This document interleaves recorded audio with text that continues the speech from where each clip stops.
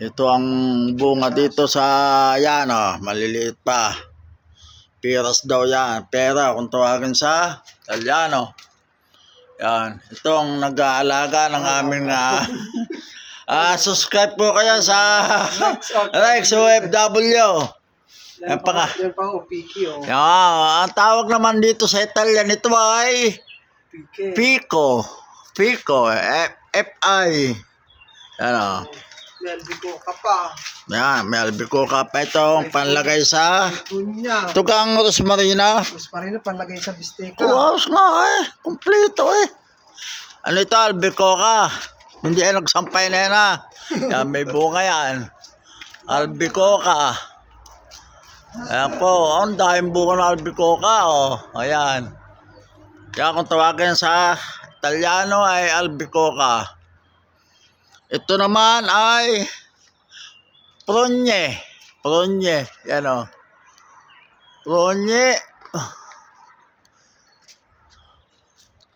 Progne. Yan. Maraming klaseng prutas dito sa aming bakuran. Ito ay Nespole. Nespole. Yan. Kulay dilaw na yan. Yun Nespole. Ito pa ang Progne. Progne pala, Progne. Ayan ang dami ng bunga niyan Ito, daming bunga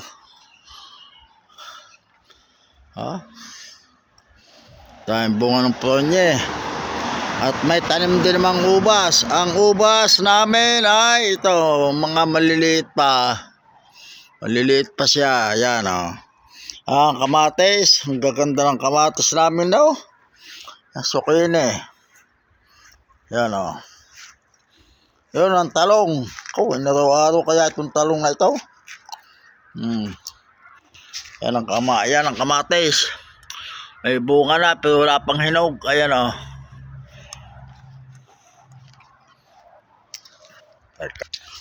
Yan naman po ang aming nakuha ko na. Ito po naman ang Pico. Ito naman ang Nespole. Yan po. Yan po ang aming bahay na malaki.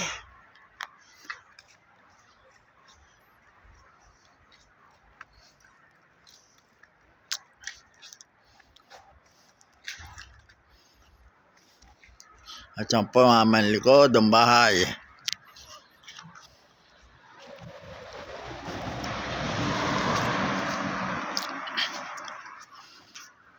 Napakaganda ng aming harapan ng likod at harapan ng bahay. Ayan Puro gubat. Ayan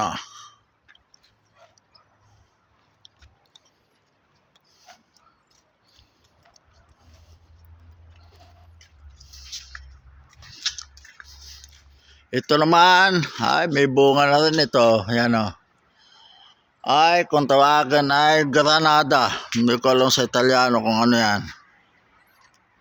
Okay, tapusin natin ang video.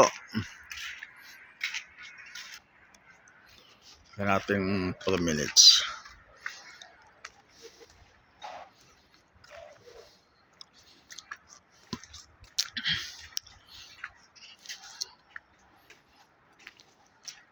Yun malalaki na rin ang ubas dito. Ang daming prutas dito Yan ang aming ubas.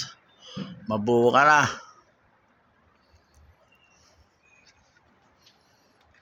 Na naming mga sinampay. Pupo sinampay.